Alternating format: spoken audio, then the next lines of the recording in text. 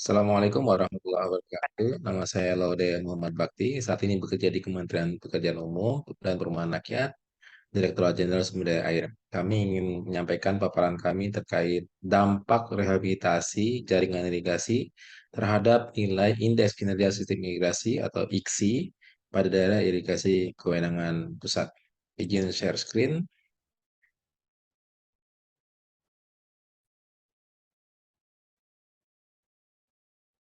Next. Ini adalah outline. Kami akan mencoba membawakan sesuai dengan outline ini.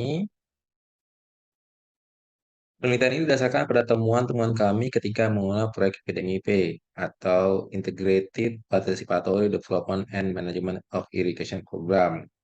Sebagaimana diketahui bahwa IPDMIP dibiayai oleh pinjaman luar negeri dimulai tahun 2018 dan akan berakhir pada tahun 2023. IPDMIP dilaksanakan pada 17 kabupaten, baik dari kewenangan pusat, daerah irigasi kewenangan provinsi maupun kabupaten. IPDMIP membiayai seluruh komponen pengelolaan irigasi, mulai dari perencanaan, kelembagaan, rehabilitasi, penguatan OP, dan penyuluhan petani dalam rangka meningkatkan pendapatannya. Salah satu target IPDMIP adalah kenaikan IKSI minimal 10%.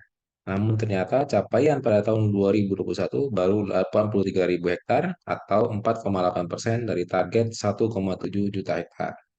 Selain itu, penelitian ini juga akan memahami atau akan membahas penyebab terjadinya anomali kenaikan IKSI sehubungan dengan adanya rehabilitasi, di mana ada daerah irigasi yang IKSI-nya justru turun setelah direhabilitasi. Di sisi lain, ada yang IKSI-nya naik secara signifikan meskipun belum direhabilitasi.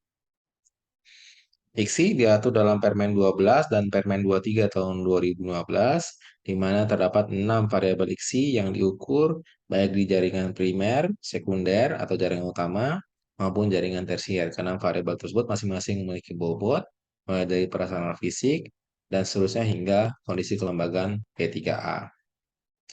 Nilai IKSI akan menentukan kategori irigasi apakah berkinerja sangat baik atau berkinerja buruk. Dalam rangka survei IKSI, PUPR telah menyiapkan aplikasi Android yang dapat di-download di Google Play Store. Penelitian ini bertujuan untuk mengetahui dampak rehabilitasi terhadap IKSI, mengetahui pola pergerakan IKSI sebelum dan sesudah rehabilitasi, dan mengetahui penyebab anomali pergerakan IKSI pasca rehabilitasi. Penelitian ini dibatasi pada DI kewenangan pusat dan khusus menganalisa IKSI jaringan primer sekunder atau jaringan utama yang menjadi kewenangan PUPR. Dari 55 DI kewenangan pusat yang direhabilitasi pada tahun 2020, kami pilih 20 DI yang lengkap isinya, mulai dari 2019, 2020, dan 2021. Ini adalah tabel data IKSI ke-20 DI tersebut, mulai dari DI air keruh hingga DI Tinco.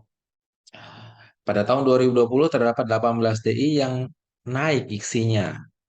5 diantaranya naik secara signifikan di atas 10%, 13 diantaranya naik antara 0 sampai 10%, dan ada 2 daerah irigasi yang justru turun antara minus 0,694 dan minus 0,34%.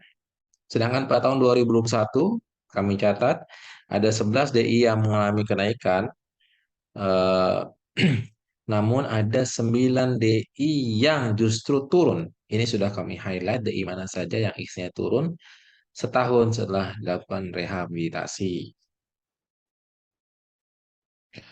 Kami juga mengidentifikasi ada 6 pola pergerakan IKSI. Pola satu misalnya adalah pola di mana IKSI mengalami penurunan pada tahun 2020, kemudian mengalami kenaikan pada tahun 2021, dan seterusnya ada 6, dan ada 2 pola yang dominan. Di sini kami sudah catat pola 2 dan pola 3.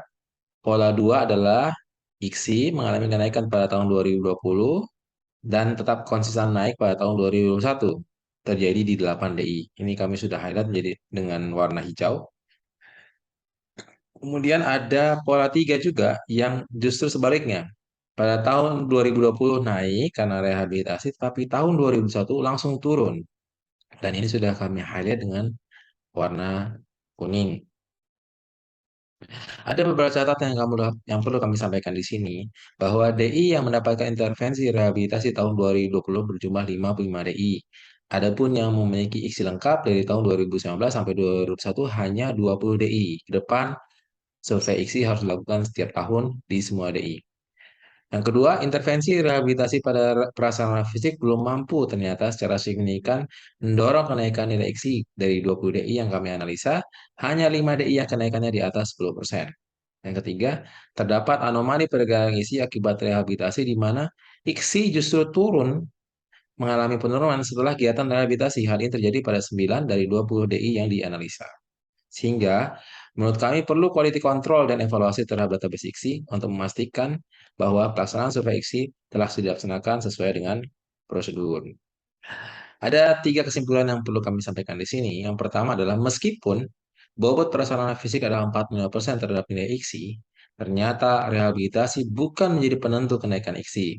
Terbukti dengan hasil survei IKSI setelah rehabilitasi, sejumlah 11 DI atau 55% dari populasi mengalami kenaikan IKSI dengan rentang 0 sampai 10%. Namun, ada 9 DI atau 45% dari populasi yang mengalami penurunan IKSI dengan rentang 0,13 hingga minus minus 9,86%. Hal ini menunjukkan bahwa perlu dilakukan evaluasi kembali terhadap database IKSI dan pedoman pelaksanaan IKSI agar lebih baik dalam memotret kinerja irigasi. Yang kedua, terdapat dua pola atau tren dominan pergerakan IKSI akibat rehabilitasi yang sudah kami sampaikan di slide sebelumnya. Masing-masing terjadi di 8 DI, yaitu pola 2 dan pola 3. Pola 2, DI mengalami kenaikan IKSI baik di tahun pelaksanaan rehabilitasi maupun konsisten di tahun setelahnya. Sementara pola 3, sebaliknya, kenaikan IKSI di tahun 2020 tetapi turun di tahun berikutnya, tahun 2021. Hal ini menunjukkan bahwa kita perlu 5 variabel IKSI lainnya, produktivitas tanam, sarana penunjang, dokumentasi, personalia, dan P3A harus mendapatkan perhatian agar kinerja IKSI tetap terjaga secara baik dan berkelanjutan. Yang ketiga, penelitian ini menemukan beberapa hal yang menyebabkan anomali pergerakan nilai IKSI, antara lain sebagai berikut.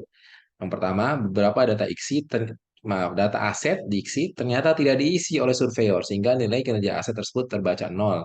Padahal nilai kinerja aset yang bernilai nol artinya aset tersebut total tidak berfungsi. Kemudian yang kedua adalah pekerjaan rehabilitasi yang dilaksanakan pada 2020 ternyata bersifat parsial atau belum tuntas karena menyesuaikan dengan keterbatasan anggaran. Yang ketiga, pemahaman petugas surveyor terhadap IKSI belum seragam, sehingga menimbulkan perbedaan interpretasi dalam memberi nilai kinerja aset. Ada beberapa hal yang kami sarankan di sini, yang ada 6. Yang pertama, perlu adanya penelitian lanjutan terkait pembobotan variabel-variabel IKSI yang lebih representatif menggambarkan kinerja IKSI, kinerja irigasi sesuai kondisi lapangan. Nilai kinerja aset yang bernilai 0 perlu dikoreksi agar sesuai dengan kondisi lapangan atau minimal sama dengan nilai tahun sebelumnya jika tidak ada perubahan. Survei IKSI harus dilakukan setiap tahun, dilengkapi dengan quality control yang baik untuk memastikan tidak ada nilai exit yang tidak sesuai dengan kondisi sebenarnya. Yang keempat, alokasi anggaran untuk kegiatan rehabilitasi perlu ditambah agar tuntas sesuai kebutuhan desain.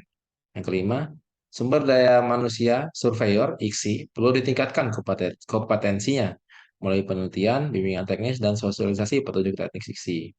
Dan terakhir, komitmen untuk penguatan 6 variabel IKSI perlu ditingkatkan, yaitu prasarana fisik, dokumentasi, ketiga, prioritas tanam, sarana penunjang, dan SDM, termasuk revitalisasi komisi irigasi dan penerapan RP2I atau rencana pengolahan dan pengembangan irigasi dalam rangka pengelolaan irigasi yang terintegrasi dan berkesinambungan.